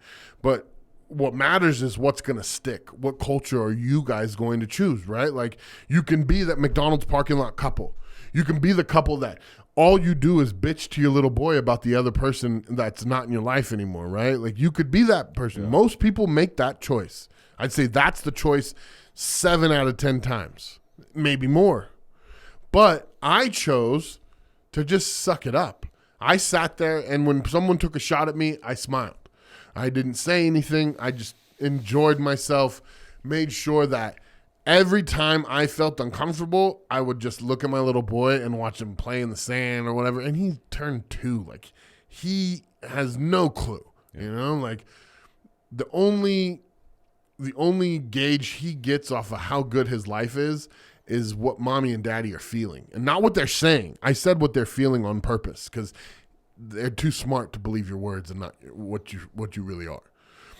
So I sat there and dealt with it, and, you know, then that next week, like I would come over and I'd hang out for a day in the small little town that they're in and make sure that everyone felt comfortable. And then I even do things like, hey, you know, just to make you feel safe and know what's going on. When I have our little dude, I'll make sure like I what's that called where you share your location, you know, on the phone. Oh, yeah, Stuff like that. Yeah. I would go above and beyond to be like, hey, I want you to feel good. I want you to know that I know he needs a mom in his life. I don't want to take his mom away from him. I want to be a good dad. Yeah. I don't want to, quote unquote, be a good dad. I want to really be a good dad. And to be a good dad, sometimes that means you got to take it on the chin. Sometimes that means you got to be okay with your son being a mama's boy. Because guess what? Daddy was a mama's boy. Yeah. And that is what it is. My dad, fucking rest in peace. And I'm sorry to say this, but my dad acted like he hated me until I was an all-star football player. Like, that's rough, yeah. My son will never know that. Because daddy tells him all the time, it's okay to be a mama's boy. Guess what? Daddy was a mama's boy. Yeah. And now he says that. He says, I'm a mama's boy, but that's okay. Daddy was a mama's boy too. And he feels okay about it. And boys need their moms. Yeah. Boys need their dads, but they need their dads to be supportive, not tell them like, oh, you're being a pussy, or like the other kind of shit that I can't even say nowadays. Like, but that's how I was raised until I became like kind of a dominant athlete, you know? There is something that is so powerful that happens because everything you just said and kind of like where the approach you took, you're like, I decided to share my location to make her feel comfortable. I decided to take it on the chin and be at the party and be uncomfortable. And she saw that, like, that's daddy's job. But you know what's interesting is when you see you'll talk to that friend and their marriage is in shambles, right? And they can't get along, and you give them advice, hey, like, you should try this, and they give you excuses. Well, yes. I tried it and didn't work, and I fucking hate that. And it happened they probably only tried it one time, right? And they go, oh, it doesn't work anymore. But the thing is, like, I think men, we have this burden because, and I don't think our fathers did it because my dad never did it and my uncle did it, but like, My marriage is 10 out of 10 because first of all, because my wife is incredible. She always gives me the benefit of the doubt, but Well, she's Ukrainian. she's Ukrainian. Luckily. She has to. Not Russian. She has to. No, but like it's because I kept saying, hey, like share what's on my mind. I kept Yes. apologizing before the sun went down. But she also did those things, and so Yes. it never allowed for bitterness to sink in. And when it comes to these relationships where the guy's like, I tried it, it didn't work, she's still a bitch. No, I don't think you weren't persistent. I think you tried it once, Right. and you thought it's gonna mean something. But Right. but also I'm gonna share something about like this whole father and son thing where the daddy boy thing, and maybe it's different when it's like you want to you want to show that both people, though they don't live in the same house, they love you equally, that nobody's a bad guy. Yeah. So maybe that's why you took that mommy approach. You made her out. Well, to it's be, also true. It's very true, right? That's the thing. But it applies. He's got a good mom, and I was a mama's boy. Correct. The way I'm approaching to my boys is I was a mama's boy for sure, and I know that for kids, it's always easy for them to be a mama's boy, but the daddy's boy is I think it's a misrepresented, or I think it has a wrong definition, because I don't think a daddy's boy is I go hunting fishing with my dad. Right. I think daddy's boys, and I made sure to make this effort with every one of them, my 3 kids, where when they were crying in the middle of the night, I was the first one up. Yeah. I wanted to be the one that changed their diapers. I wanted to be the Yes. one. And my wife loved it because she's like, hey, No. awesome, extra help. But what ended up happening is now when they stub their toe, they run to me. Yes. But every part of them also runs to her. Right. And so being the daddy's boy thing is like, they've seen me cry more than ever because ever since Right. I became my dad, like I'm an emotional wreck I'm now. the same way, bro. So it's like, I was think- a hard ass before this. yeah. Before that, you're like, oh, you're just kind of dealing with work, and you're playing these scenarios in your head about who's wronged you. But then now I'm just like, my biggest fear is failing my kids that I don't have enough time to teach them things. Yeah. Yeah. And it's cool. That means you've grown and developed, and that Yeah. we've learned from our father's mistakes. And I'm that same way too. Like I want to be involved and I want to do the diapers. I did all. He's out of them now. But like all that kind of stuff. And with the mama's boy thing, I wanted him to feel like, I never wanted him to feel like he had to choose. I never wanted him to have to be like, I love mommy or daddy more. I want to be this way or that way. I wouldn't allow that. I just wouldn't. I wouldn't allow it. I would make the choice for him and make it to where he never had to go through that. But in doing all of that and in making myself so available and being so honest and expecting honesty from him, like I don't care if you tell mommy that, like school was great. When you talk to daddy, like if somebody picked on you or if a girl teased you or whatever, like don't hide that from daddy. And he doesn't. Yeah. And what's come from that is he needs me now. Like I can feel myself get emotional. It's just the coolest thing. It's the best. And It's the like best. he needs me. Yeah. I never needed my dad because I learned not to, and so I feel like I've done everything right. It's the greatest, man. It's the greatest. Being a parent, man, it's so hard. But when you have people who are excited to see you and they're dependent on you, and you see them, even when they get to the point that they don't need you as much. Like Right. I make my boys do chores. That's good too. I make and dude, one of the best things, especially with boys, like the boys will fight with each other, and everybody's always having problems. But because my brother and I, we never were close. My oldest, I'm the youngest of 3. My middle brother's the one, the mental health. But my oldest brother, me and him, till this day, the only way we get along is we keep our distance. And so, but I wish my parents instilled that, like, they're going to be your greatest resource when they're not around. Right. And to see my boys, no matter how much they fight, that when they're on their screens, they're sitting shoulder to shoulder. Yes. On a giant That's what I couch. was just going to say. The unprovoked touching to me, like I'll be sitting on the couch and he'll just come over and wrap into my arms and I melt. I'm like, oh my gosh, like this little person needed to touch me. Yeah. Oh. Yeah. That's what I wanted to clip. This little person needed to touch me. Throw that with the hoods. Robert, man, dude, this you're one of my favorite podcasts I've ever had. Thanks, here. man. It's been awesome. You're a really good guy, man. Thanks, and brother. that's the best thing when you see somebody pulling a truck And then you go, man, they're an awesome person too. Thanks, man. That's a blessing. Tell people where they can find you. I know you got an awesome podcast out. Yeah, as well. just check out the podcast. If you're listening to this podcast, you're a regular podcast listener. It's Mad Ramblings, with Robert Oberst. And luckily, I'm not shadow banned on podcasts. So when you search that, it will come up. That's awesome. Yeah. That's awesome. I got to start seeing if my stuff pulls up on people who don't follow me. I was like, see, that's the other thing is we need to get a collective together. I started talking a lot to a couple MMA guys about this. Like, you're Russian. I and both of us feed our family off the social media stuff. Like, there's got to be legal recourse for fucking Darth Vader over there fucking with our shit. and I heard that Darth Vader is mostly like just not even high ups in the company. I heard they're just like tech guys, the engineers. Oh yeah, that's what it is. Yeah, it's children. And I remember talking to one of my year-long branded sponsorships, and I was talking to them. We're at an event, and I go, "Hey, one of my biggest fears is I'm gonna say or do something out of context, and you guys are just gonna drop me." Right. And what he was telling me, he's like, it's usually not anybody big. It's usually like some person within a team meeting that will say at a meeting, be like, "Hey, why do we have him on?" When he's saying things like that, why is he even part of our branding? Right. And then they go, let's make a unanimous decision. Okay, well, nobody's going to start All drama. the pussies fall in line. Nobody's going to start drama amongst their peer Right. groups. They have to see them every single day. So they go, okay, well, it's less problems than us to have this argument let's here. just ruin this person's life. And I was like, geez, okay, well, that's that, So yeah, I mean, I think the sooner we start making fun of this woke stuff and putting a damper on that before it starts escalating, the better things. And will be. maybe something new is supposed to happen. Listen, I think we should at least make a couple rough amateur porns together. That's I think all so. I'm saying. I'm down. Just I'm like down. we've already got a camera. We got the phone. We got 4-point lighting here. My mom's got mics we could use. Mom's got the mics. Listen, I will do anything for clout. I got some Kardashians. I got banged by the world's strongest man. There you go.